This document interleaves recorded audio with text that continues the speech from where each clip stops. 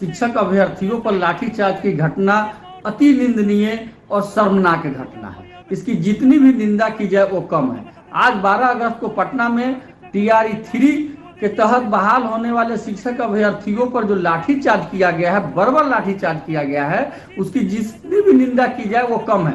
और इन तमाम घटनाओं का सिर्फ एक कारण है जो मैं बार बार कहता हूं, वो है सरकार और शिक्षक अभ्यर्थी अथवा शिक्षकों के बीच कम्युनिकेशन गैप। चाहे वो शिक्षा मंत्री हो, चाहे माननीय मुख्यमंत्री हो, चाहे ACS हो, डायरेक्टर, डिप्टी डायरेक्टर हो, कोई पदाधिकारी अथवा नेता शिक्षकों की समस्याओं को सुनने के लिए तैयार नहीं है। शिक्षा में जो व्यवधान आ रहा है उसको दूर करने के लिए तैयार नहीं है। जब न खाता न बही जे कहीं से सही, सिर्फ अपनी बात बोल रहे हैं। आज जो उनका मांग था एक पद एक अभ्यर्थी, इस मांग में कुछ नहीं है। यह उनका कहना है कि जो 87,000 पद है, आप 87,000 रिजल्ट निकालते हैं और एक ही अभ्यर्थी 3-3, 4-4, 2-2 पद पर हो जाते हैं। मात्र 30 से 40,000 बहाल होगी और पुनः होगी। दूसरा उनका था, यह काफी शर्मनाक बात है कि जो सरकारी बहाल हो रहे हैं उनकी बहाली सरकार नहीं करे, उनकी बहाली बेल्ट्रॉन द्वारा की जा रही है, एक कंपनी द्वारा की जा रही है। एक गांधी के सपनों के भारत के लोकतंत्र की हत्या है।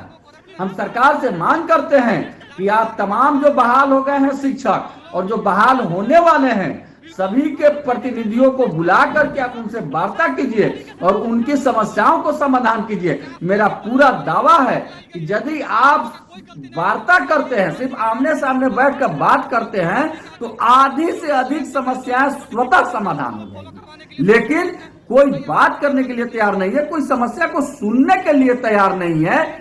सिर्फ यह कह देने से कि हमारी सरकार न किसी को बचाती है न किसी को फंसाती है, यह कह देने से समस्या का समाधान नहीं होगा। और शिक्षा व्यवस्था का स्तर लगातार जो गिर रहा है वो लगातार गिरते जाएगा। आज जो शिक्षक अभ्यर्थी पर लाठीचार्ज है, आज ही सरकार को उन अभ्यर्थियों के प्रतिनिधियों को बुला करके उनसे वार्ता करनी चाहिए और जो समस्या है उस समस्या को समाधान करना चाहिए, क्योंकि उनकी कोई बड़ी समस्या नहीं है। सिर्फ इतनी समस्या है कि आप पारदर्शिता के साथ, आप बिना किसी लाग लपेट के, बिना किसी घूस के, बिना किसी पैरवी के, जितना सीट है उतनी बहाली कर दीजिए। जो उम्मीदवार है जो अयोग्य है उनकी बहाली नहीं कीजिए। यही आप भी कहते हैं, यही उनका मांग है।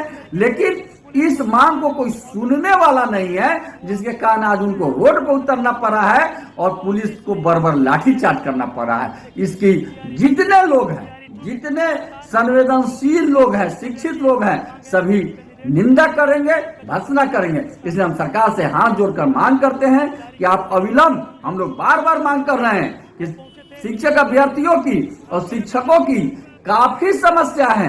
शिक्षा व्यवस्था लगातार गिरते जा रही है। इसका समाधान तभी होगा जब आप सभी को बुलाइए और वार्ता कीजिए और उस समस्या का समाधान कीजिए। सिर्फ यह कह देने से कि 48 घंटा में समाधान हो जाएगा, 72 घंटा में समाधान हो जाएगा, समाधान नहीं होगा। न मुख्यमंत्री की बात कोई पदाधिकारी मान रहे हैं, न शिक्षा मंत्री की मान रहे हैं, न किसी बड़े पदाधिकारी का बात मान रहे हैं। आज शिक्षा विभाग में लगातार अराजकता बढ़ती जा रही है। हम बिहार के तमाम शिक्षक नेतृत्वकर्ताओं से भी मांग करते हैं। हमने कहा था कि अगस्त में होगी जबरदस्त क्रांति, लेकिन मुझे दुख के साथ करना पड़ रहा है कि मैं विभिन्न नेतृत्वकर्ताओं से बात किया, लेकिन सभी ऐसे सिर झुकाए हुए हैं जैसे वो हारे हुए हों। मैं उन लोगों से भी आग्रह करता हूं और शिक्षकों से आग्रह करता हूं, शिक्षक अभ्यर्थियों से आग्रह करता हूं कि आप कमर कस कर तैयार रहिए और सिर्फ व्हाट्सएप फेसबुक से काम नहीं चलेगा।